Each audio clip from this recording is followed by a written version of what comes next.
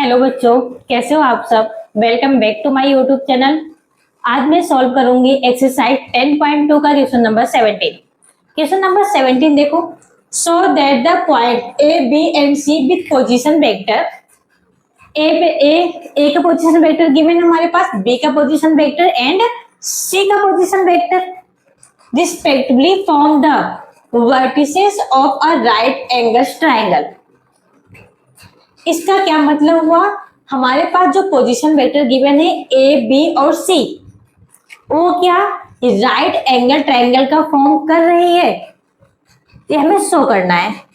ये यहाँ पर देखो, ये क्वेश्चन जो है बहुत ही ज्यादा इंपॉर्टेंट है आपके एग्जाम के पॉइंट ऑफ व्यू से। हो सकता है कि यहाँ पर लैंग्वेज में थोड़ा चेंजेस कर देगा।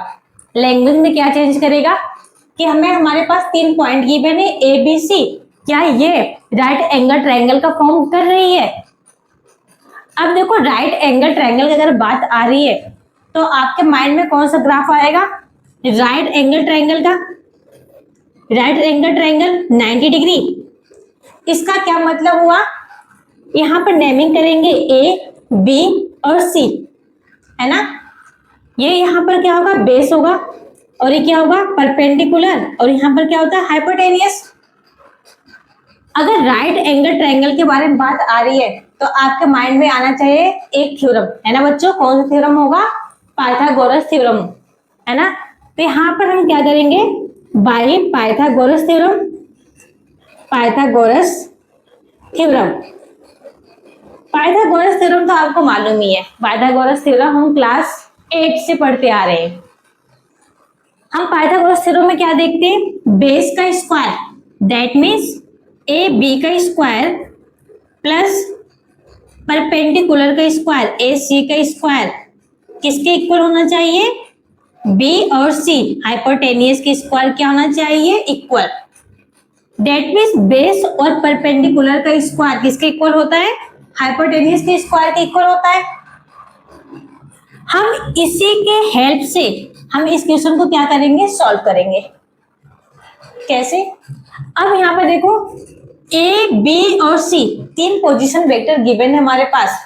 तो हम क्या करते हैं, पहले ए का पोजीशन जो वेक्टर गिवन है, क्या गिवन है, 3i cap minus 4j cap minus 4k cap है, ये है ना। इसका हम क्या फाइंड आउट करते हैं, मैग्नीट्यूड। क्या फाइंड आउट करेंगे, magnitude of A vector equal to क्या होगा, स्क्वायर रूट ऑफ 3 का स्क्वायर प्लस माइनस 4 का स्क्वायर प्लस माइनस 4 का स्क्वायर, ये होगा ना। अब यहां से बताओ आप, 3 का स्क्वायर क्या होगा 9, 4 का स्क्वायर क्या होगा 16 प्लस क्या होगा 16, क्योंकि माइनस क्या हो जाएगा यहाँ पर पॉजिटिव में कन्वर्ट हो जाएगा। अब यहाँ पर देखो, इनका सम करेंगे तो कितना आएगा, 16 प्लस 16 कितना होगा 32, 32 प्लस 9 क्या आएगा 41 आएगा। ओके, ऐसे हम बी वेक्टर क्या गिवन है आपके पास, 2i cap minus j cap plus k cap है। हम क्या करेंगे, बी वेक्टर का मैग्नीट्यूड फाइंड आउट करेंगे। हम मैग्नीट्यूड निकालेंगे बी वेक्टर का, तो यहाँ पर क्या होगा, 2 का स्क्वायर प्लस माइनस 1 का स्क्वायर प्लस 1 का स्क्वायर इक्वल टू क्या आएगा। अब यहाँ पर देखो, 2 का स्क्वायर क्या होगा 4 प्लस 1 क्या आया, रूट 6 आया। 4 प्लस 1 क्या आया, रूट 6। सेम हम किसका निकालेंगे, सी वेक्टर हमारे पास क्या गिवन है, i cap minus 3j cap plus 5k cap minus 5k cap. हम सी वेक्टर का मैग्नीट्यूड फाइंड आउट करेंगे तो हमारे पास क्या आएगा, 1 का स्क्वायर प्लस माइनस 3 का स्क्वायर प्लस माइनस 5 का स्क्वायर इक्वल टू 1 का स्क्वायर क्या होगा 1 होगा, 3 का स्क्वायर क्या होगा 9 और 5 का स्क्वायर क्या होगा 25। इनका सम करेंगे, 9 प्लस 1 क्या होगा 10, 10 प्लस 25 क्या होगा 35, स्क्वायर रूट में क्या होगा 35। ये आया। अब यहां पर देखो आप ध्यान से, हम क्या करते हैं, हमारे पास क्या आया, a magnitude of A vector equal to क्या आया, स्क्वायर रूट ऑफ 41, है ना। इसका हम स्क्वायर करेंगे, मैग्नीट्यूड ऑफ ए वेक्टर का स्क्वायर करेंगे तो हमारे पास क्या आएगा 41। ऐसे ही हम क्या करेंगे, B vector, magnitude of B vector क्या है, स्क्वायर रूट ऑफ 6, इसका स्क्वायरिंग करेंगे तो क्या आएगा 6 आएगा। सेम टू सेम हम क्या करेंगे, C vector, magnitude of C vector equal to क्या है रूट 35, इक्वल टू क्या होगा, C vector magnitude of C vector का स्क्वायर करेंगे तो क्या आएगा 35, ये होगा ना।